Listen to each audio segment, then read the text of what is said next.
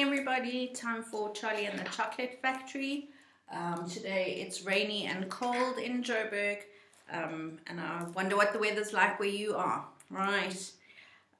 Today we are going to be reading chapter 24, Veruca in the Nut Room. Guys, we nearly finished. Look at that. This is the bit we've read. Okay, just a few chapters left. Let's see what happens. Veruca in the Nut Room. Mr. Wonka rushed on down the corridor. The nut room, it said on the next door they came to. All right, said Mr. Wonka, stop here for a moment and catch your breath. And take a peek through the glass panel of the store, but don't go in. Whatever you do, don't go into the nut room. If you go in, you'll disturb the squirrels.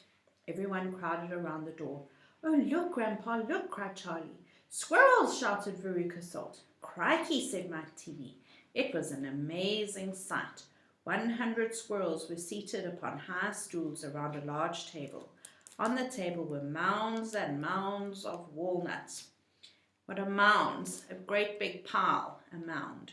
And the squirrels were all working away like mad, shelling the walnuts at a tremendous speed.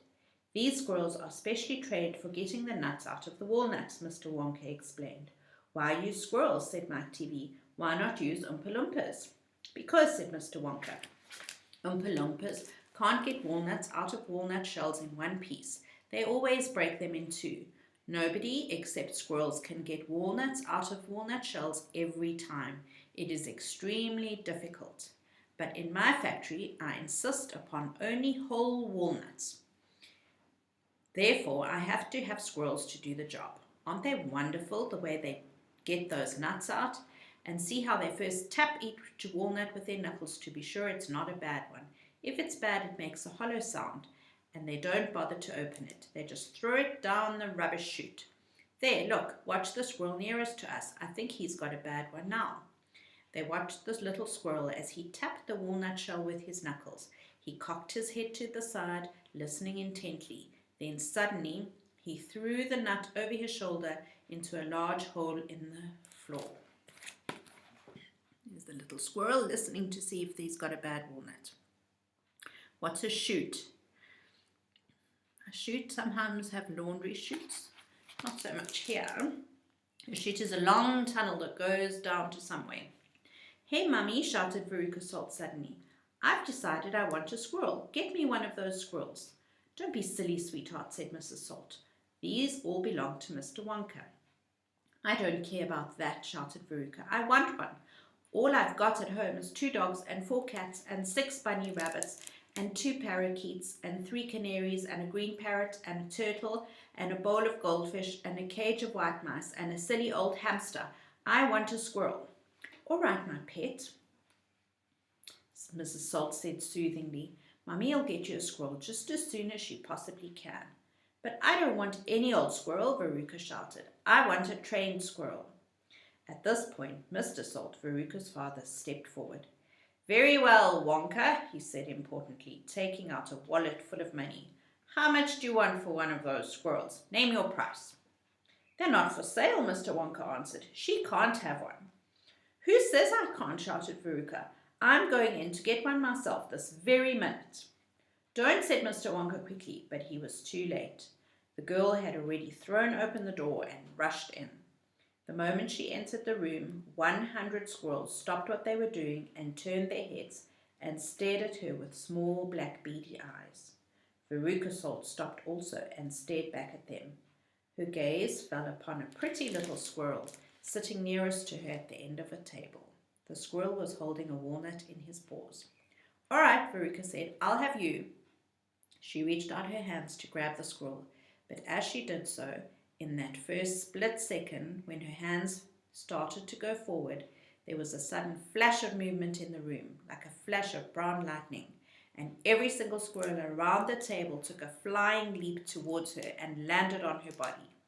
25 of them caught hold of her right arm and pinned it down. 25 more caught hold of her left arm and pinned that down. 25 caught hold of her right leg and anchored it to the ground, anchored to hold it down like an anchor. 24 caught hold of her left leg, and the one remaining squirrel, obviously the leader of them all, climbed up onto her shoulder and started tapping that wretched girl's head with its knuckles. What do you think he's doing? Tapping on her head like he taps on the walnut to see if it's good or bad. Save her, screamed Mrs. Salt. Veruca, come back. What are they doing to her? They're testing her to see if she's a bad nut, said Mr. Wonka. You watch. Veruca struggled furiously, but the squirrels held her tight and she couldn't move. The squirrel on her shoulder went tapping the side of her head with his knuckles. Then all at once the squirrel pulled Veruca to the ground and started carrying her across the floor. My goodness, she is a bad nut after all, said Mr. Wonka. Her head must have sounded quite hollow. Veruca kicked and screamed, but it was no use. The tiny, strong paws held her tightly and she couldn't escape. Where are they taking her? Shrieked Mrs. Salt. She's going where all the bad nuts go, said Mr. Willy Wonka. Down the rubbish chute. By golly, she is going down the chute, said Mr. Salt, staring through the glass door at his daughter. Then save her, cried Mrs. Salt. Too late, said Mr. Wonka. She's gone. And indeed she had. But where? Shrieked Mrs. Salt, flapping her arms. What happens to the bad nuts? Where does that chute go? That particular chute, Mr. Wonka told her, runs directly into the great big main rubbish pipe, which carries away all the rubbish from every part of the factory, all the floor sweepings and potato peelings and rotten cabbages and fish heads and stuff like that. Who eats fish and cabbage and potatoes in this factory, I'd like to know, said Mike TV. I do, of course, answered Mr. Wonka. You don't think I live on cacao beans, do you? But, shrieked Mrs. Salt, where does the great big pipe go to in the end? Why, to the furnace, of course, said Mr. Wonka. To the incinerator. A furnace is a great big fire, and an incinerator is where everything gets burnt. Mrs. Salt opened her huge red mouth and started to scream. Don't worry, said Mr. Wonka. There's always a chance that they've decided not to light it today. A chance, yelled Mrs. Salt. My darling Veruca, she'll be sizzled like a sausage. Quite right, my dear, said Mr. Salt. Now, see here, Wonka, he added. I think you've gone just a shade too far this time. I do indeed. My daughter may be a bit of a frump. I don't mind admitting it. But that doesn't mean you can roast her to a crisp. I'll have you know I'm extremely cross about this. I really am. Oh, don't be cross, my dear sir, said Mr. Wonka. I expect she'll turn up again sooner or later. She may not even have gone down at all. She may be stuck in the chute just below the entrance hole. And if that's the case, all you'll have to do is go in and pull her up again. Hearing this, both Mr. and Mrs. Salt dashed into the nut room and ran over to the hole in the floor and peered in. Veruca, shouted Mrs. Salt, are you down there? There was no answer. Mrs. Salt bent further forward to get a closer look. She was now kneeling right on the edge of the hole with her head down and her enormous behind sticking up in the air like a giant mushroom. It was a dangerous position to be in. She needed only one tiny little push, one gentle nudge in the right place. And that is exactly what the squirrels gave her. Over she toppled into the hole head first, screeching like a parrot. Good gracious me, said Mr. Salt as he watched his fat wife go tumbling down the hole. What a lot of rubbish there's going to be today. He saw her disappearing into the darkness. What's it like down there, Angina? He called out. He leaned further forward. The squirrels rushed up behind him. Uh-oh. There goes Mr. Salt too. Can you see the squirrels rushing towards him? Help, he shouted, but he was already toppling forward, and down the chute he went, just as his wife had done before him and his daughter.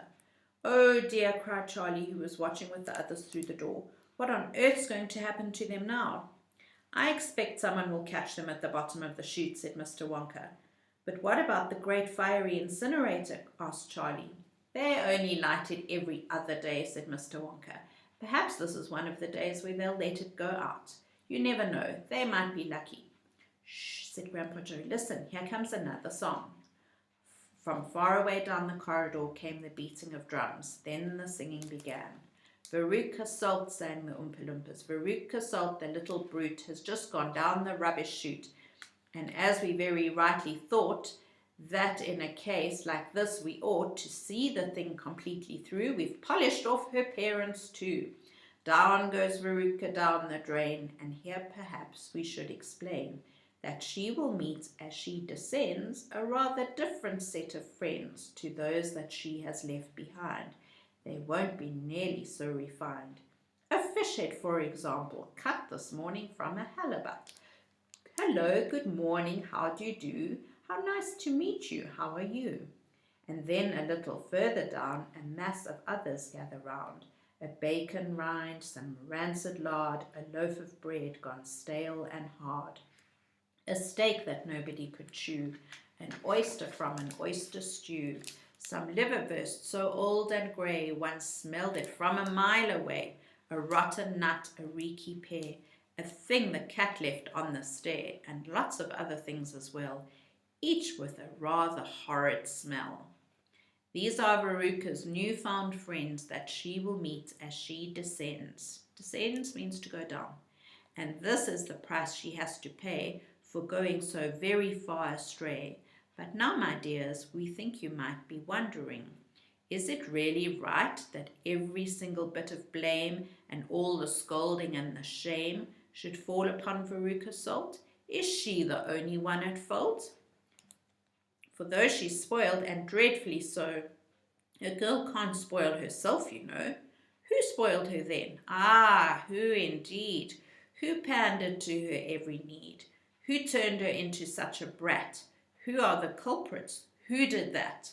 Alas, you needn't look so far to find out who these sinners are. They are, and this is very sad, her loving parents, Mum and Dad. And that's why we are glad they fell into the rubbish chute as well. Next time, chapter 25, the Great Glass Lift. Ooh, I wonder what that's all about. Guys, if you're enjoying it, give me a thumbs up on the video. See you next time. Bye.